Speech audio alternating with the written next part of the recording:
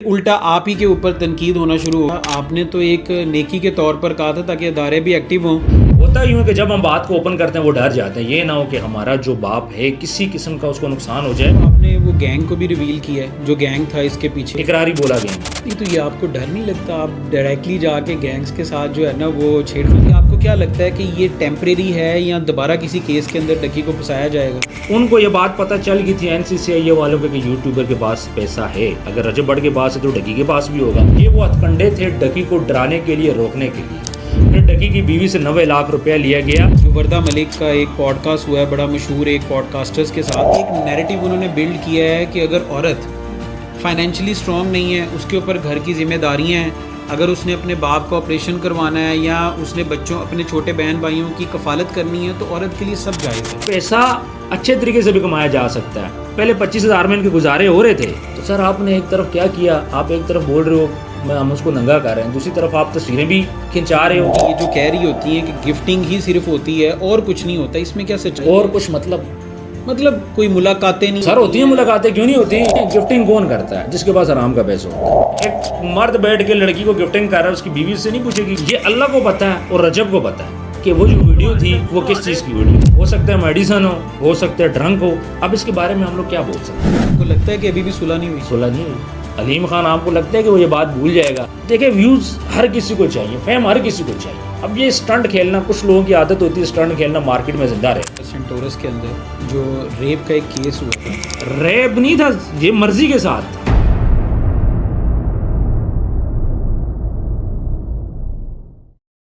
अस्सलाम वालेकुम व्यूअर्स, उम्मीद करता हूँ कि आप सब खैरोफियत से होंगे। बहुत सारे लोगों के क्वेश्चंस आए हुए थे कमेंट्स के अंदर, और बहुत से नए जो हैं रिलेटेड टू यूट्यूबर्स, चाहे वो डकी भाई हो, रजब भट्ट हो, उससे रिलेटेड क्वेश्चन थे। तो मैंने कहा ऑब्वियसली इसके आंसर्स के लिए हम एक्सपर्ट के पास जाएंगे, और मेरे साथ आज फिर अगेन मौजूद हैं उस्मान ज़ेब साहब, जिनकी राय और जिनकी बारीकी ख़ास तौर पे यूट्यूबर्स के ऊपर होती है, और जो भी कोई न्यू केसेस होते हैं या नए मामलात होते हैं तो इनके पास उसकी गहराई के साथ इंफॉर्मेशन का मवाद मौजूद होता है।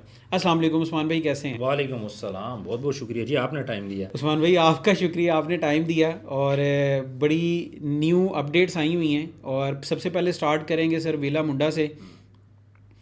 जो वेला मुंडा शहजाद है उर्फ शहजाद, आपने उसके फादर का जो किडनैपिंग केस था उसको रिवील किया सोशल मीडिया के प्लेटफॉर्म के ऊपर, फिर उल्टा आप ही के ऊपर तनकीद होना शुरू होगी। क्या ये आपकी नेकी जो आपने की थी वो आपकी तरफ उल्टा पड़ गई? असल में शहजाद का मसला ये था कि वो प्रैंक बहुत ज़्यादा करते थे, और जैसे ही ये वीडियो वो बोलता है कि मेरे वाले साहब अगवा हुए हैं, सब ये बात कहते हैं जी ये प्रैंक है। वो शेर आया वाली एग्जांपल नहीं देखी आपने? इनके साथ वो सीन हो गया था, लेकिन इसके फादर एक्चुअल में ही किडनैप हुए थे।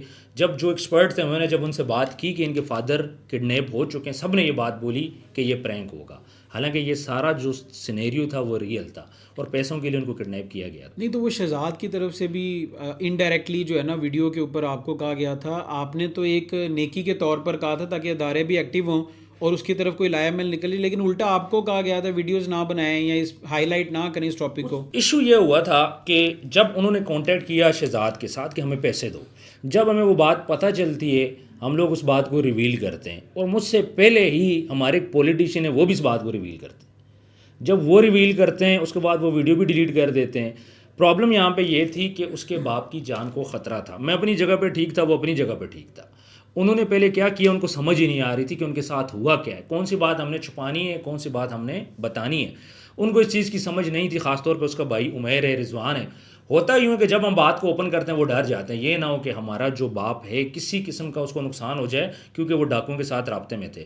डाकुओं ने उनसे मांगे थे पहले पैसे ठीक ठाक करोड़ों में, फिर बात करते करते 30 लाख पे चली गई थी। सिर्फ वो डर रहे थे कि यार ये ना हो कि हमारी बात ओपन करने की वजह से उनके वालिद साहब को किसी भी किस्म का नुकसान हो जाए।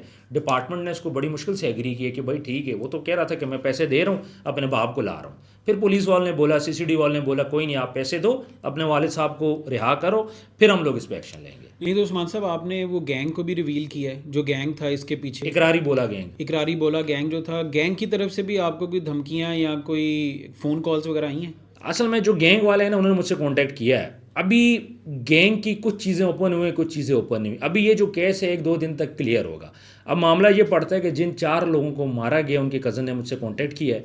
ये 4 आपस में कज़न है, फर्स्ट कज़न है ये चारों, और ये चारों के चारों, एक रिफाई यूनिवर्सिटी में जॉब करता है, एक है वो कैमरामैन है, ड्रोन वगैरह चलाता है। अब ये चारों वो लड़के जिनके ऊपर एक भी केस नहीं था। तो लोग ये बात बोल रहे हैं, उनके कज़न ये बात बोल रहे हैं कि इनको वो घरों से उठा के लेके गए। फिर बाद में पुलिस मुकाबला शो किया गया और सीसीडी ने यह बात बोली है कि 5 बंदों ने, इन्हीं के साथियों ने, उन्हीं की फायरिंग से ये हलाक हुए हैं। दूसरी साइड पे आज उन बंदों की कुरान ख्वानी थी, आज ख़त्म हो गई है। वो लोग अभी आहिस्ता आहिस्ता मीडिया पे आएंगे, हमारा भी एक इंटरव्यू हो रहा है। जहाँ तक इकरारी बोला गैंग की बात है, इकरारी बोला गैंग ने मर्डर भी किए हुए हैं, लोगों की गाड़ियाँ भी जलाई हुई हैं। मेरे पास इनकी ऑडियोज़ पड़ी हैं जिसमें वो भत्ता भी मांग रहे हैं। अगर वो 4 लड़के जो थे उन्होंने फर्स्ट टाइम किडनैपिंग की है तो उनको कोई तो चला रहा था। नहीं तो ये आपको डर नहीं लगता, आप डायरेक्टली जाके गैंग्स के साथ जो है ना वो छेड़खानी शुरू हमारा काम ही है ये। मुझे तुमने बड़े थ्रेट दिए हैं, मुझसे कांटेक्ट किया, फिर मुझे वो इनवाइट भी कर रहे थे कोर्ट अद्दू किसी के थ्रू कि ये किसी तरह वहाँ पे आ जाए। वो कह रहे थे जी वो 4 जो लड़के हैं आप उनके कुल पे आ जाएं, लेकिन हम लोग वहाँ पे नहीं गए।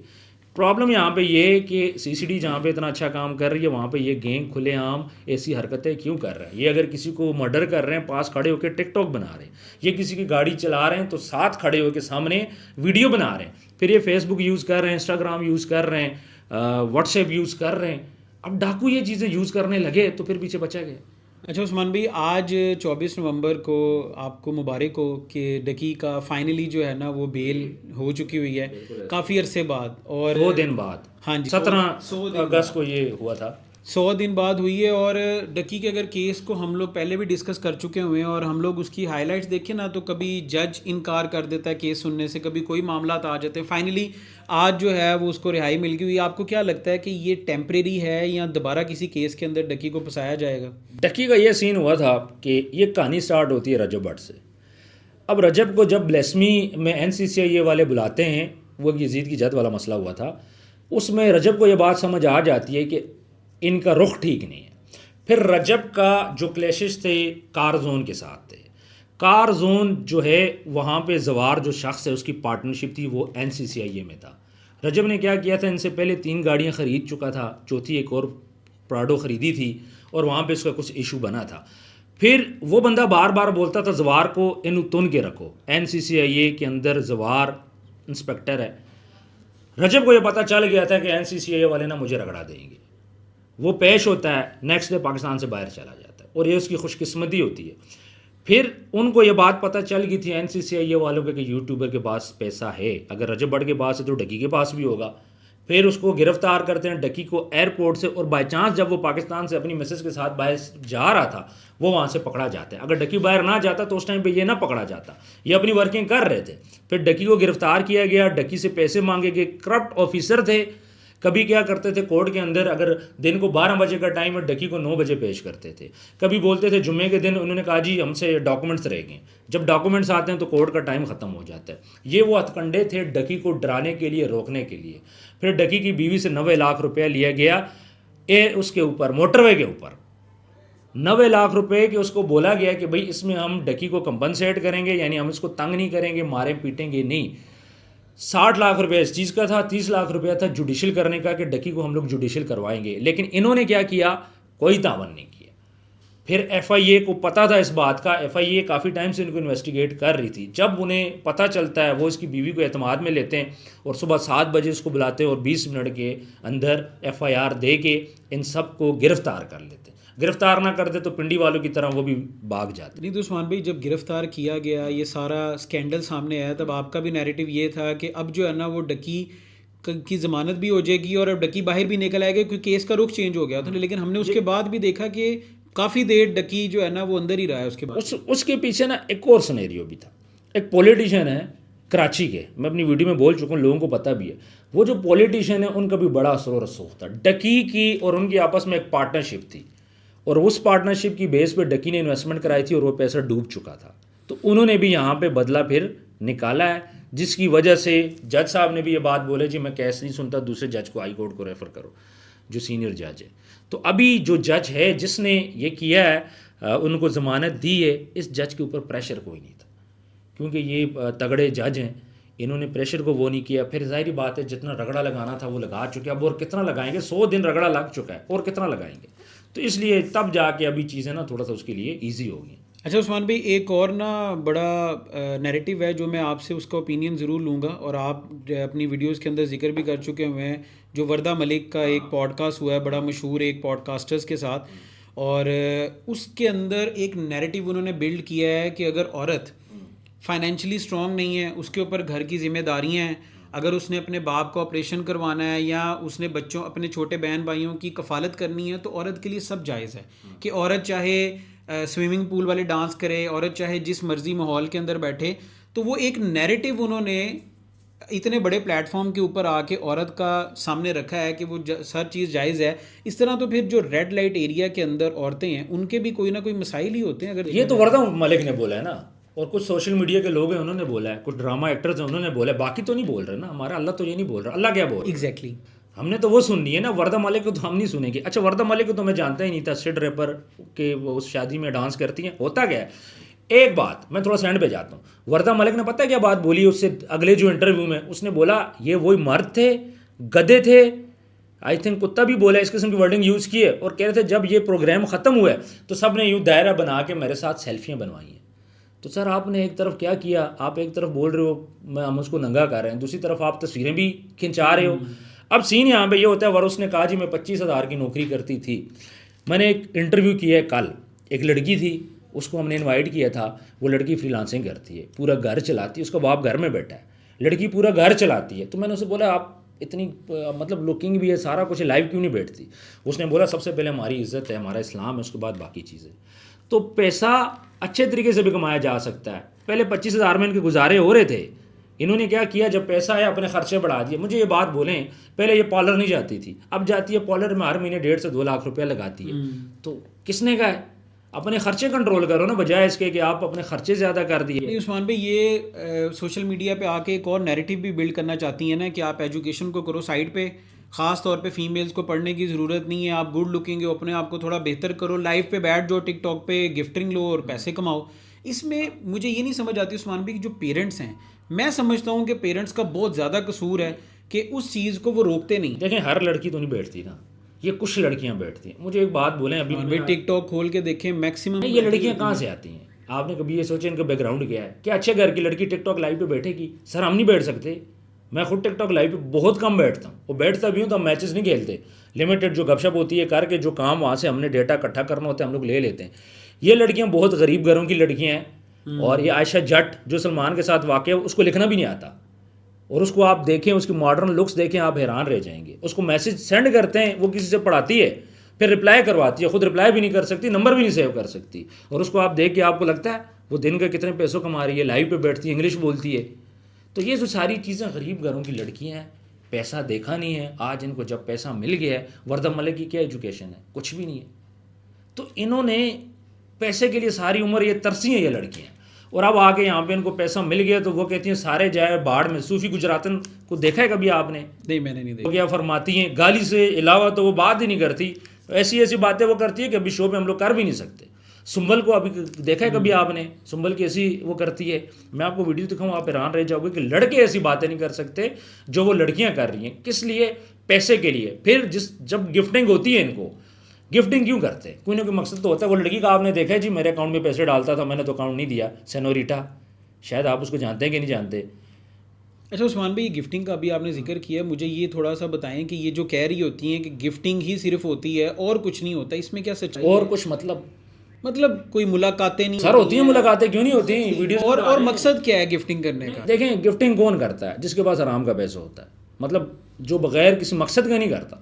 कुछ लोग इसलिए करते हैं मैंने अपना लेवल ऊपर करना है, अपना नाम बनाते हैं। वो कहती है जी हम उनकी फैमिलीज के साथ जाते हैं, इवेंट्स अटेंड करते हैं, उनकी बीवियों को हम लोग जानते हैं। नहीं सर, बीवियों, यहाँ मर्दों के 4 अफेयर हैं, बीवियों से क्या लेंगे? कुछ भी नहीं है। एक मर्द बैठ के लड़की को गिफ्टिंग कर रहा है, उसकी बीवी से नहीं पूछेगी तो अपने बच्चों पे लगा, तो उनको गिफ्टिंग कर रहे हैं। हाँ, पतलू को जो गिफ्टिंग होती है वो लोग क्यों करते हैं? जो ये अपर लेवल के लड़के हैं, क्यों? क्योंकि देखो सब बंदों को ना फेम चाहिए, आपको चाहिए, दूसरे को चाहिए, फिर उसके बाद लेवल इंक्रीज करने होते हैं। अब जो पतलू का दोस्त बन गया है तो उसके बाद उसने कोई प्रमोशन करनी है, कितनी प्रमोशन उनसे करवाते हैं। तो हर बंदा गिव एंड टेक होता है, फ्री में कोई भी गिफ्टिंग नहीं करता, हलाल पैसे से कोई भी नहीं करता सर। बाकी जो भी करेगा, पतलू को करेगा, रजब को करेगा, उनका दोस्त बनेगा, उनसे प्रमोशन लेगा, ये गिव एंड टेक है ना, फ़ायदा उठा रहा है ना। पतलू एक दफ़ा आपका नाम ले ले ब्रॉड के ऊपर, आपके साथ एक दफ़ा लाइव बैठ ले, आपकी आईडी कहाँ से कहाँ चली जाएगी। तो ये गिव एंड टेक का सिलसिला ये चलता रहता है। लड़कियों से तो डिफरेंट डिमांड होती है। अच्छा उस्मान भाई, रजब भट्ट की एक वीडियो सामने आई जिसमें वो ड्रंक थे और उसके ऊपर बड़ा डिफरेंट नैरेटिव आया। इवन एक जो इंटरव्यू के अंदर उनकी जो वालदा थी उन्होंने कहा कि वो दवाइयों का असर था। आपको क्या लगता है कि ये कोई स्टंट था या उससे वाकई में गलती हुई है? देखें, बात यहाँ पे ये होती है, पहले मैं इस्लामिक पॉइंट ऑफ व्यू से बात करूँ तो इस्लाम में शराब हराम है, सीधी सीधी सी बात। बिल्कुल। अगर उसने पी है तो ये उसने गलती की है, फिर पीने के बाद अगर वो सामने आता है कैमरे के सामने, ये दूसरी बड़ी गलती थी, ठीक है। अब दूसरी बात ये होती है, उसकी वालदा ये बोलती हैं कि उसने मेडिसिन ली थी, जो जिसमें हल्का फुल्का नशा होता है। उसकी वालदा की बात भी ठीक है कि मेडिसिन के अंदर नशा होता है, ठंडा एरिया है, उसको साइनस का मसला है, मेडिसिन तो वो लेता है, इस बात का मुझे भी पता है। अब ये अल्लाह को पता है और रजब को पता है कि वो जो वीडियो थी वो किस चीज़ की वीडियो थी। यहाँ पे हम उसको डिफेंड नहीं करेंगे, ठीक है, गपशप है, सारा कुछ है। अगर तो उसने शराब पी है, उसने गलत की है, लेकिन अगर उसने मेडिसिन खाई है तो फिर वो एक जेन्युइन इशू है। अब इस चीज़ को बताएगा कौन? रजब खुद बताएगा, ना उसकी वालदा बता सकती हैं, ना मैं बता सकता हूँ, और उसके दोस्त बता सकते हैं, बाकी तो कोई बंदा भी इसको कोई नहीं बता। अच्छा वैसे उस्मान भाई, ये ना निजी ज़ाहिरी बात है, हर किसी का एक निजी ज़िंदगी का एक मामला है, लेकिन आपने ये चीज़ नोट की होगी कि हमने पहले भी जिक्र किया था, अनस अली हो गया कि आपने बताया कि जो नदीम नानी वाला था उसको अनस अली ने यूज़ किया। अभी भी ये जो वाक़या वीडियो लीक हुई अनस अली की मौजूदगी में हुई है, तो ये क्या ये लोग रजब से इस तरह की हरकतें करवाते हैं ताकि वो वायरल हो? जब रजब अपने पाकिस्तानी दोस्तों में बैठा होता है, हमने देखा कभी ऐसी चीज़ें नहीं हुई, फिर ये चीज़ें नहीं होती। नहीं, अनस अली का देखें, वो लाइव बैठा हुआ था, रिकॉर्डिंग तो नहीं निकली उसकी ना, लाइव बैठा हुआ था, लाइव पे बैठ के सारी चीज़ें हुई हैं, वहाँ पे अनस अली कुछ भी नहीं कर सकता। बात यह सारी कि अगर वो कोई चीज़ गलत करता है तो उसको रोकना चाहिए, खुद भी रुकना चाहिए, बच्चा तो नहीं है। दूसरी बात यह कि जो पाकिस्तानी दोस्त है यहाँ पे, उसको करने को बहुत कुछ है, यूके में उस तरह की चीज़ें नहीं है, लेकिन सवाल ये पैदा होता है कि क्या वो ड्रंक था या ड्रंक नहीं था। अब इसका फैसला कौन करेगा? ये रजब को पता है और अल्लाह को पता है और उसके दोस्तों को पता है, उसकी वालदा को भी नहीं पता। हो सकता है मेडिसन हो सकता है ड्रंक हो। अब इसके बारे में हम लोग क्या बोल सकते हैं? जो बंदे वहाँ पे मौजूद है वही बोलेंगे। अगर हम बोलेंगे जी मेडिसिन ली थी तो डिफेंड करने वाली बात है, उसको डिफेंड तो हम नहीं कर सकते ना। अच्छा उस्मान भाई, रजब भट्ट की व्यूअरशिप बहुत ज़्यादा गिरी है, उसने खुद भी इस चीज़ का जो है ना वो सामने व्यूज़ के सामने कहा है, और लाइव के ऊपर उसने कहा कि मैं इसलिए बैठ रहा हूँ क्योंकि डेफिनेटली मेरे एक्सपेंसेस हैं, चीज़ें हैं, जो मामला आते हैं, क्योंकि पहले डॉलर्स में आता था, मैं PKR में खर्च करता था, अब मैं पॉन्ड्स के अंदर खर्च कर रहा होता हूँ। तो व्यूअरशिप गिरने की रीज़न क्या है मेजर? नहीं, उसकी रीज़न तो ये कि उसका व्लॉग तो अब व्लॉग रहा ही नहीं है ना, वो तो जब जस्ट इन्फॉर्मेशन देता है। रजब का व्लॉग खोल के देखें, 5-10 मिनट खुद करता है, फिर इस्लामाबाद भेज दे, सॉरी लाहौर भेज देता है, दोस्तों की तरफ भेज देता है। बात ये कि रजब वो वाहिद बंदा है कि वो जो उसका यूट्यूब चैनल हिट हुआ था रजब की वजह से, जब वो खुद बीच में ज़्यादा नहीं आएगा तो फिर ज़ाहिर बात है व्यूअरशिप तो गिरनी है। लोगों को ड्रामा चाहिए ना, फ़न चाहिए। फिर उसके दोस्त जो हैं, एंटरटेनिंग दोस्त थे, एंटरटेनमेंट प्रोवाइड करते थे, वो सारे यहाँ पे बैठे हैं, वो वहाँ पे बैठा है, इसलिए ये नहीं आने। ये भी उसकी बहुत बड़ी बात है कि 1.5-2 मिलियन पे वीडियो चली जाती है, अगर देखा जाए तो 1 मिलियन पे भी नहीं जानी चाहिए। ये तो उसकी पुरानी ऑडियंस है, उसको डेली फॉलो करती है, देखती है, समझती है, इसकी वजह से इसकी जो ऑडियंस है खड़ी है। लेकिन अगर ये पाकिस्तान में होता तो अभी 5 मिलियन तक जाती है। अच्छा उस्मान भाई, ये जो डॉक्टर नबीहा के आजकल रोने के मामला चल रहे हैं, ये क्या तो ऐसी हरकतें क्यों होती हैं? डॉक्टर नबीहा से गलती पता है क्या हुई है? डॉक्टर नबीहा को फहम मिला पिछले कुछ टाइम में, जो बोलती थी लोग सुनते थे और उनकी मानते भी थे, बड़ी रिस्पेक्ट थी। फिर आ जाता है सैलाब पार्क विसिटी का मसला, उसमें डॉक्टर नबीहा थोड़ा सा कर लेती हैं लालच कि मैं पैसे भी ले लूँ और मैं इनकी एम्बेसडर भी बन जाऊँ। आगे था अलीम खान, अलीम खान रगड़ा तो लगाएगा।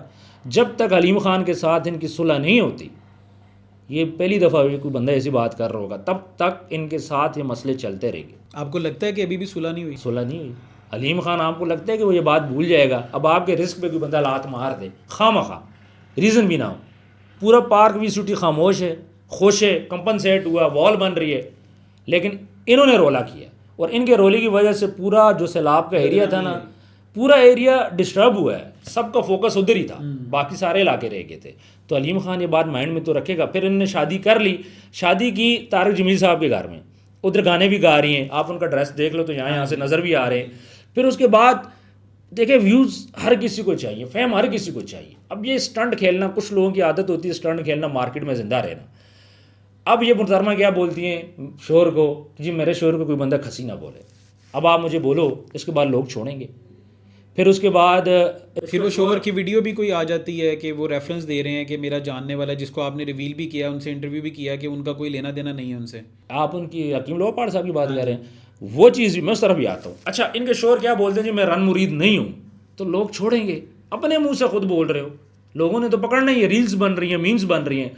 फिर हकीम लोपाड़ साहब हैं, इधर भी आए थे हमारे पास हकीम लोपाड़ साहब, पता है क्या बात बोलते हैं?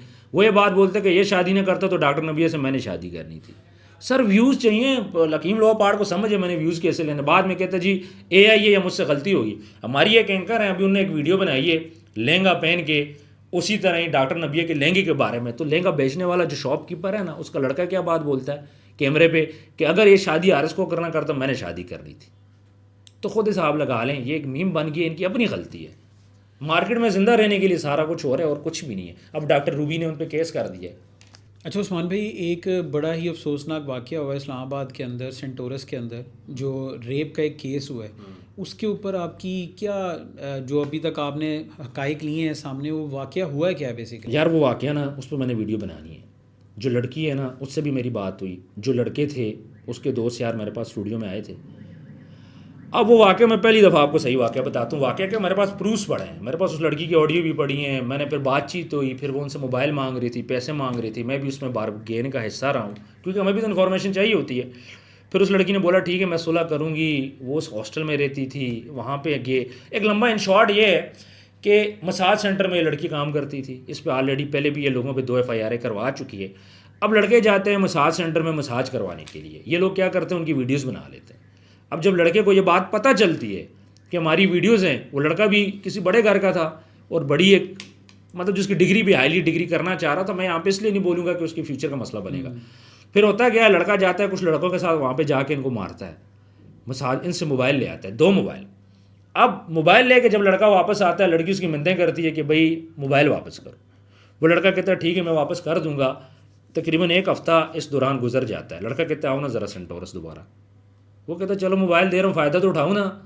ये मोबाइल लेने वहाँ पे जाती है, इसने प्लानिंग कर रखी होती है, ये वहाँ पे पुलिस को कॉल कर लेती है। तो पुलिस आती है, फिर आके वहाँ से उस लड़के को पकड़ के ले जाती है। लेकिन पुलिस के आने से पहले ये आपस में मिल चुके होते। नहीं तो ये उसकी तरफ से फॉल्स नैरेटिव था लड़की की तरफ से? हाँ बिल्कुल गलत है, बिल्कुल गलत है। लड़की के भाई से मेरी बात हुई है, लड़की की तरफ से मेरी बात हुई है।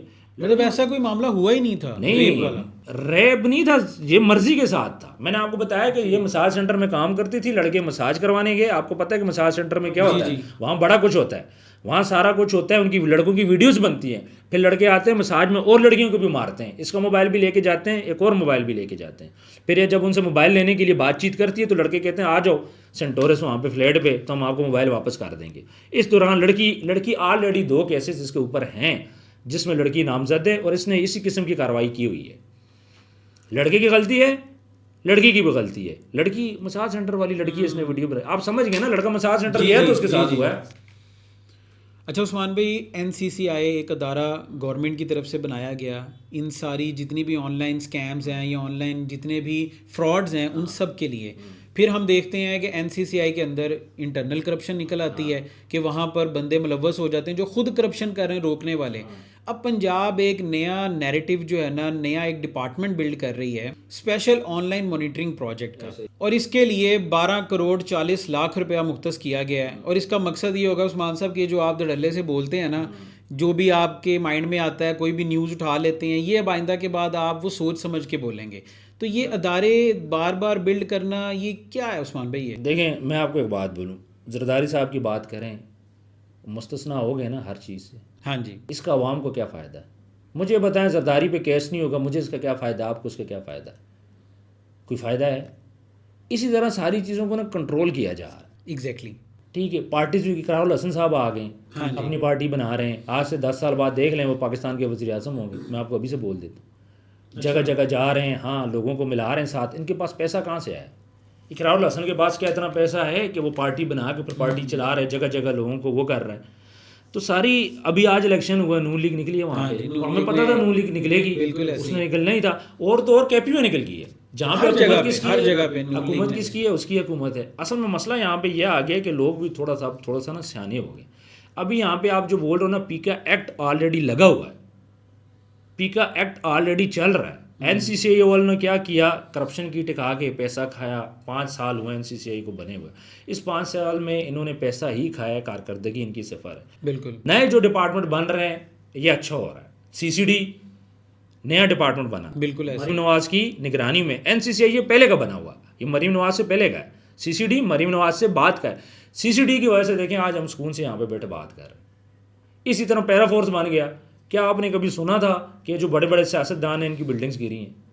पहली दफ़ा सुना है ना, इससे पहले आपने कभी सुना है? अच्छी फोर्स बनाई है। इसी तरह अब NCCI का नेमल बदल तो बनना ही बनना है। अभी NCCI को अब ये ख़त्म करते हैं या फिर कैसे मर्ज करते हैं, ये भी देखने वाली बात होगी। FIA ने एक्शन लिया ना NCCI पे। और जहाँ पे आप बोल रहे हैं साफ़ियों का, तो साफ़ी तो सर सेफ़ ही कोई नहीं है।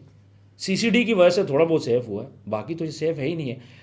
कोई भी उठ के आपको गोली मार सकता है। पिछले दिनों एक साफ़ी है, उनको मारा गया, एक के बेटे को मारा गया। बाकी पीका एक्ट ऑलरेडी लागू है, वो चल रहा है। पीका एक्ट से मज़ीद ये सख्तियाँ कैसे करेंगे? ये तो बड़ा सख्त ला है, और मेरा नहीं ख्याल कि साफ़ियों पर इतनी कोई सख्तियाँ मज़ीद की जाएँ। ऑलरेडी उस्मान भाई बेसिकली कंट्रोल किया जा रहा है कि जहाँ तक मुझे लगता है कि वही दिखाया जाए और वही बोला जाए जो हमारे लिए फेवरेबल है या हमारे लिए बेहतर है। मैं इसको आपको मैं ज़्यादा बात नहीं करूँगा, आपको छोटी सी एग्जांपल देता हूँ। जो मसाजिद है ना पिंडी इस्लामाबाद की, एक टाइम पे अब नमाज का टाइम होगा, ठीक है, और इनको समझे कोर्स दिया जाएगा कि इसके अंदर आपने बात करनी है, इस डोमेन के अंदर। डोमेन से अब मस्जिद वाले नहीं हट सकेंगे, तो बाकी फिर आप तो मीडिया वालों के लिए भी कोर्स आ रहा है इसका। कोर्स आ रहा है, हमारे लिए कोर्स है कि आपने इस डोमेन से नहीं हटना। तो बस ये सारा सिनेरियो है। उस्मान भाई इस मुश्किल घड़ी उस्मान भाई इस टाइट माहौल में और इस मुश्किल वक्त में आपने ज़ेब TV लॉन्च कर दिया हुआ है। एक टीवी लॉन्च करने का पर्पस क्या था आपका बेसिकली? यार पर्पस ये है ना, मैं आपको एक बात बोलूँ, अलीम खान है एयरवाई उसका, और भी बहुत सारे दुनिया चैनल है। मसला ये हो गया, टाइम के साथ एक चीज़ मैंने फील की है, पैसा आप कमा लो, जितना भी आपके पास पैसा हो, आपको एक कॉलर से पकड़ के ना रोड पे घसीट सकते, कोई भी घसीट सकता है। पैसा अब नहीं रहा जब तक आपके पास पावर ना हो, जब तक आपके पास आपका बैकअप नहीं है। और बैकअप क्या है? इसी सिलसिले में मैंने ज़ेब TV बनाया है। पैसे भी आप कमा लो, आप सारा कुछ कर लो, फिर भी आपकी इज्जत ना हो तो फ़ायदा। जो भी जिस बंदे का भी चैनल है, कम से कम ये नहीं हो सकता कि उसको रोड पे पकड़ के कोई घसीट सकता है। आपसे पुलिस वाले आपको नहीं कर सकते, बाकी लोग नहीं कर सकते, चोर चक्के डाकू। मेरे पास यहाँ पे लुटेरे भी आते रहे, हमारे पीछे लोग आए हैं, यहाँ पे हमें मारने के लिए आए। हमारे CCTV बाहर कैमरे देखे ना, कैमरे उठा के ले गए। फिर पुलिस की जहाँ तक बात करें, पुलिस बोलने का कोई फ़ायदा नहीं है। यहाँ से पुलिस को हम लोग इत्तला देते हैं जी हमने फ़लाना काम करना है, जिसके खिलाफ देते हैं उसको उसी टाइम पता चल जाता है। उस्मान भाई पावर का तो आपने बता दिया, लेकिन बिहाइंड द विजन जो है इसको क्रिएट करने का, वो रीज़न क्या था? देखें, असल हक़ाइक़ बताना। मसला यहाँ पे होता है इन्फॉर्मेशन निकलती है, सही लोगों तक नहीं पहुँच पाती। अब होता क्या है, जब भी इन्फॉर्मेशन आती है हर बंदा रोड के अपने हिसाब से पेश कर लेता है। फिर उसके बाद हमें लाइसेंस भी चाहिए, हमारे रिपोर्टर हैं उनको भी चीज़ें चाहिए। फिर हमने नाम इसलिए बिल्ड किया है कि जो एग्जैक्ट इन्फॉर्मेशन है वो लोगों तक पहुँचाएँ। ये ना हो कि हम लोग आधी इन्फॉर्मेशन पहुँचाएँ। दूसरी बात यह कि हर बंदे का अपना काम करने का स्टाइल होता है। जो मेरा स्टाइल है मुझे किसी के साथ शूट नहीं करता, इसलिए फिर मैंने अपना चैनल बनाया है कि अपनी मर्ज़ी से बंदा काम करे, खुल के काम करे। चलिए उस्मान भाई बेस्ट ऑफ लक, और उम्मीद करते हैं कि आप बाकियों की तरह जब फेम के बाद सच्चाई ही बोलेंगे, आप बाकियों की तरह वो स्क्रिप्टेड न्यूज़ नहीं चलाएंगे। और इसकी बिल्कुल कमी है कि सच बोलने वाले न्यूज़ चैनल्स बहुत कम हैं, और उम्मीद करते हैं कि आप भी उन्हीं चैनल की फहरिस्त में आएँ। उस्मान भाई थैंक यू सो मच आपका टाइम देने का। सर बहुत शुक्रिया आपका। जज़ाकल्लाह जी, शुक्रिया।